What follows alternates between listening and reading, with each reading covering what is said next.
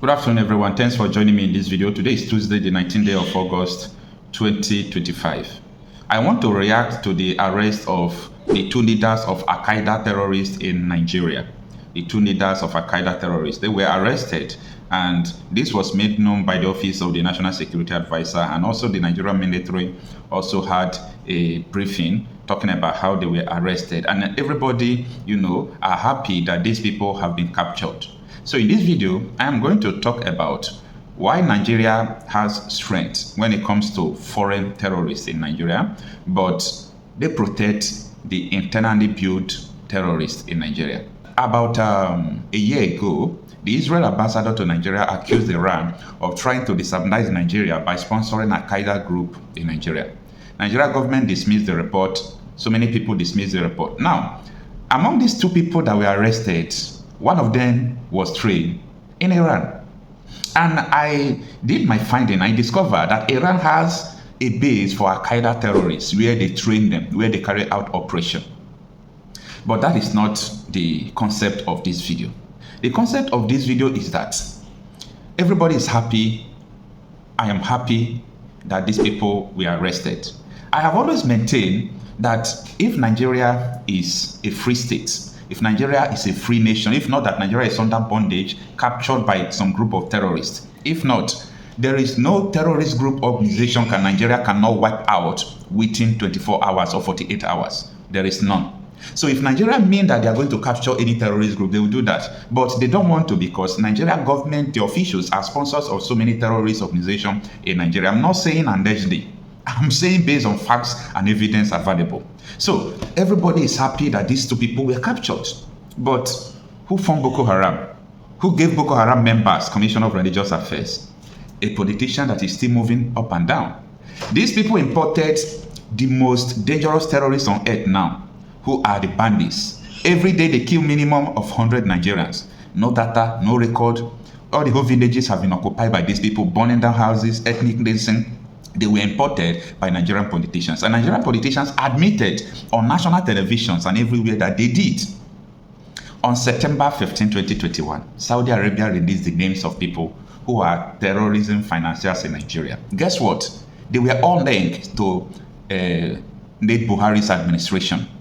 And up to today, none of them, no arrests have been made, no investigation. Why? Because they know what they are doing. They know what they are doing.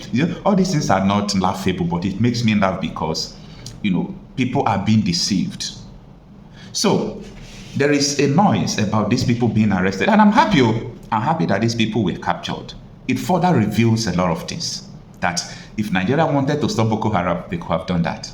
If Nigeria wanted to stop Bello Turji, yesterday his men also killed up to 50 people. Zamfara state governor, his men wanted to wipe this man out, but Abuja stopped him. They said they should negotiate with him, and the man continues to kill. So if Nigeria government can go to Kenya and kidnap Nnamdi Kanu and bring him, if they mean that they want to stop terrorism in Nigeria, they can do it. But they can't, because they are part of the people who are sponsoring it. I'm giving you evidences. If you have been following me, every now and then, I give you instances. These people are happy.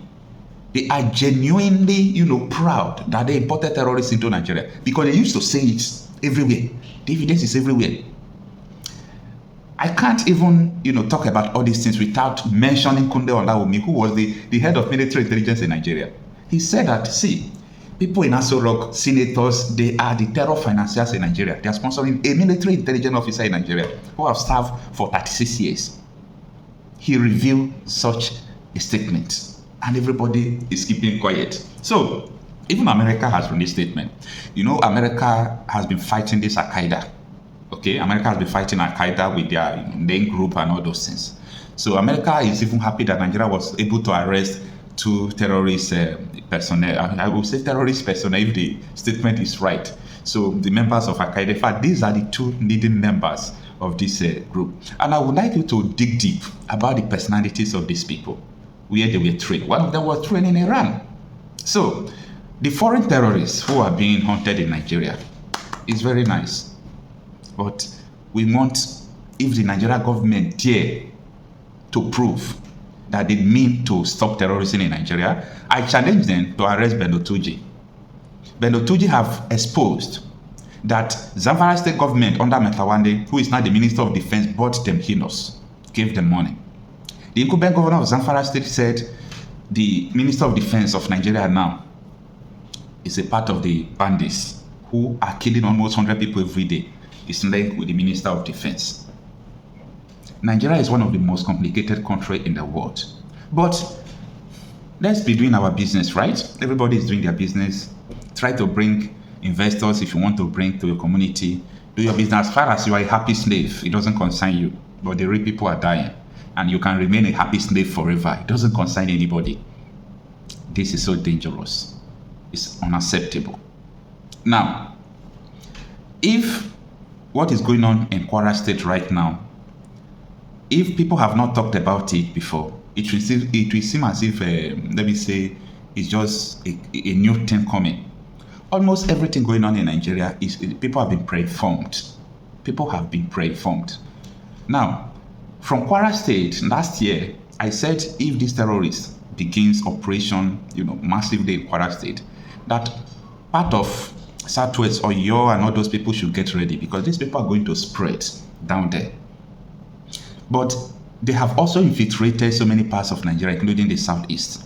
And why they will have a safe haven in the Southeast is because, according to Amnesty International, and I've been saying it before, almost every attack happening in the Southeast, they are just narrowing it to ipob, which Amnesty International's report has corrected. So those people will have a safe haven. Anything they will do, people will not even mention them. It is deliberate. It is deliberate. People will not mention them. They will mention ipob, ESN, and they will be using it to fuel the insurgency. Almost 30 to 40%, or let me say 30%, according to the data available, of the military personnel in Nigeria are in the Southeast. Now, why is it that they were unable to stop the rubbish?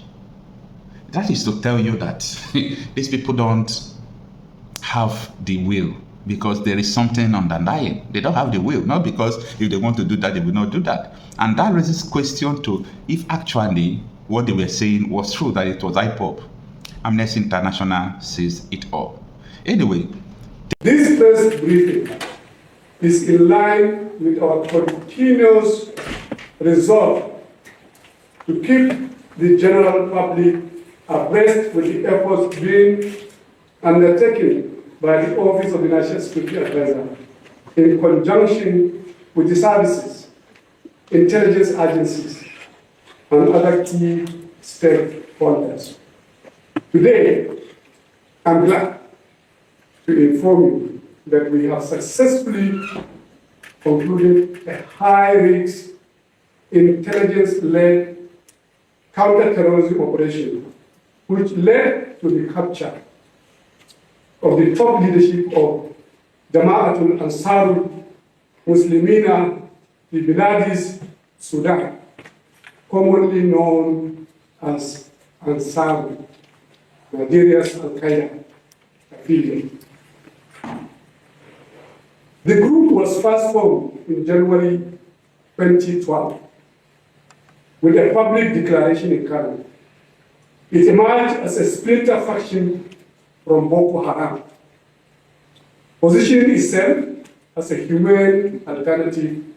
However, its status aim quickly turned into attacking Nigerian security agencies and operators, civilian communities, and government infrastructure.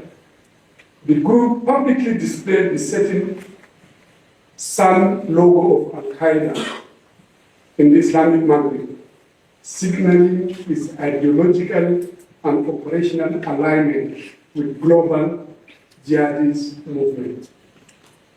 Over the years, Ansar entrenched itself in both urban sleeper cells and forest enclaves across several cities in northern Nigeria and in forest-based enclaves, particularly around Kainji National Park, straddling Niger and Kwara states, as well as Benin Republic. The targeted operation, which was conducted between May and July 2025 led to the capture of two top Ansar leaders who have been responsible for masterminding several terrorist attacks against Nigeria over the past years. The first is Muhammad Usman, otherwise known as Abu Bara Abbas Mukhtar. The self-styled Emir of Ansar. He is the coordinator of various terrorist sleeper cells across Nigeria. He is also the mastermind of several high-profile kidnappings and armed robberies used to finance terrorism over the years. The second is Mahmoud al-Nigeri, otherwise known as Madam Mahmouda, Abu Bara's proclaimed chief of staff and deputy. He is the leader of the so-called Mahmoudawa cell hiding out in and around the Kayenji National Park, straddling Niger and Kwara states, up to Benin Republic. Mahmouda trained in Libya between 2013 and 2015 under the foreign jihadist instructors in Libya, from Egypt, Tunisia, and Algeria, specializing in weapons handling and IED fabrication. These two men have been on Nigeria's most wanted list for years. They jointly spearheaded multiple attacks on civilians, security forces, and critical infrastructure. Their operatives include the 2022 Kuje prison break, the attack on the Niger uranium facility, the 2013 abduction of French engineer Francis Olog in Katsina, the May 1st, 2029 kidnapping of Alhaji Musa Uba, Umar Uba, Magadin Berikyoga, and so many other terrorist incidents and attacks. They were also behind the abduction of the Emir of Wawa, and they maintain active links with terrorist groups across the Maghreb, particularly in Mali, Niger, and Burkina Faso. The two men who are wanted internationally are currently in our custody.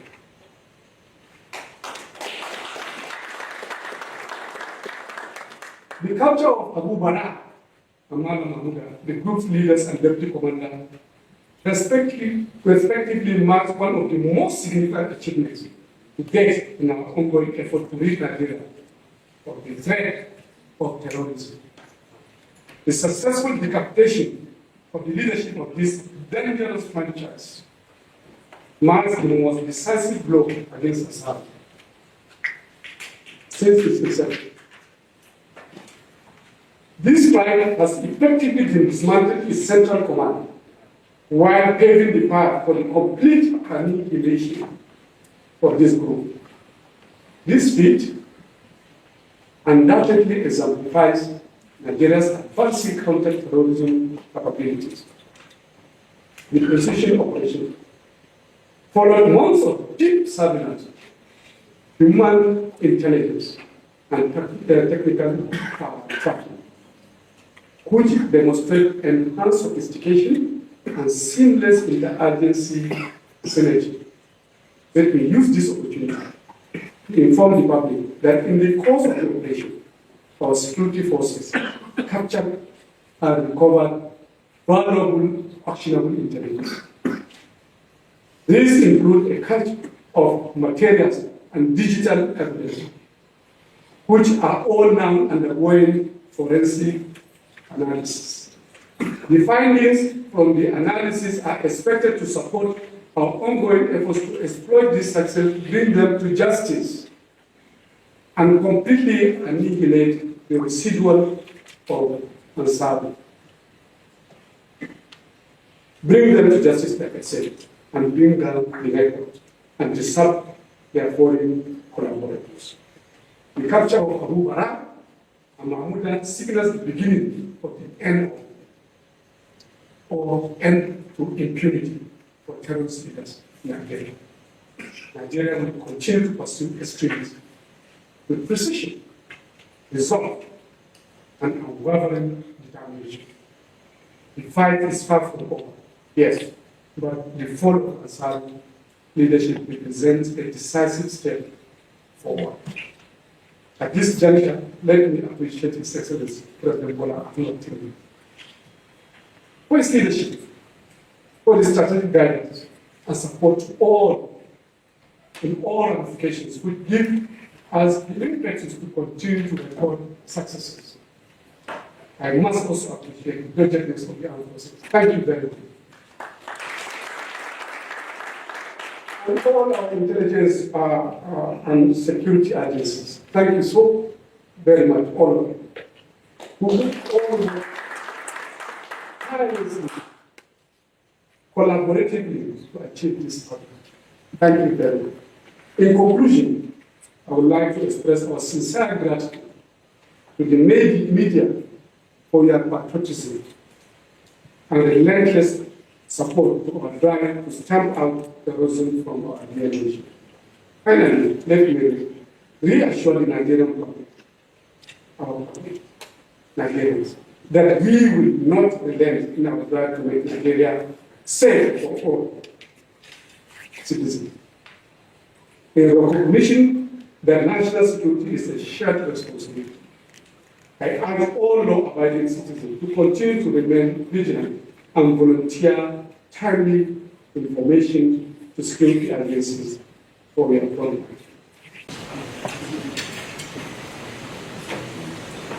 Thank you very much. The National Security Advisor, the Chief Service Chief Secretary, the Security Advisor for Government and Media and Strategy, my colleagues in the media.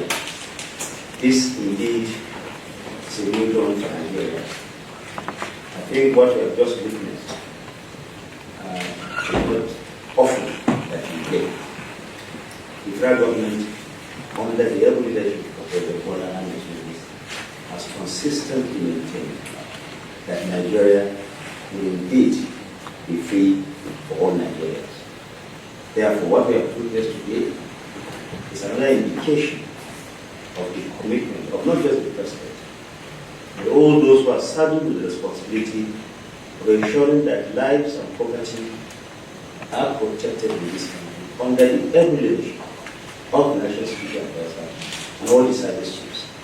We want to thank you for this wonderful feat, and I know that the world is watching. This indeed is big news for all of us.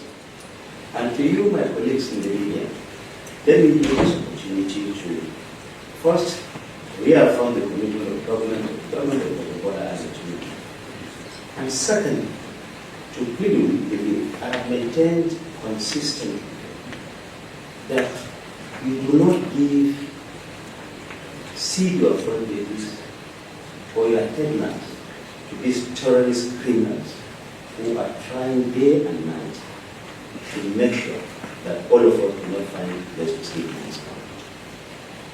The gentlemen who are all seated here are toiling day and night to ensure that all of us sleep in our homes.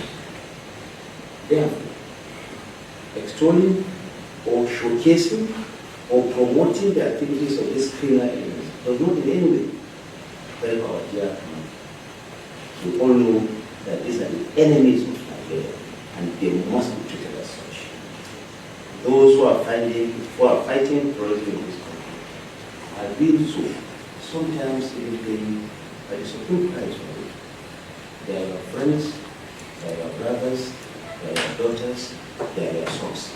I don't see how anybody will glorify anyone who is interested in killing any of the people that I mentioned. It's incumbent on all of us to ensure that we work collaboratively together so that Nigeria can be free again. We have witnessed a gradual progression of the kind of effort that the National Security Advisor, the service chiefs, members of the armed forces are doing to ensure that all of us come together. And I think this is unique. What you hear outside is that members of security agencies are not united. Today, I have seen, you have seen, all of us have seen how all of them come together to ensure that Nigeria is indeed a peaceful place for all of us. I want to thank you, National Security Advisor. I want to thank you, members of the armed forces, the security agencies for this week. Members of the media, I'm sure my colleagues will continue to give that collaboration, that cooperation that is all about. All Nigerians fighting the security is not just that of the armed forces or the security agencies. For all of us, like a really good to ensure that we make our country safe again. Thank you very much.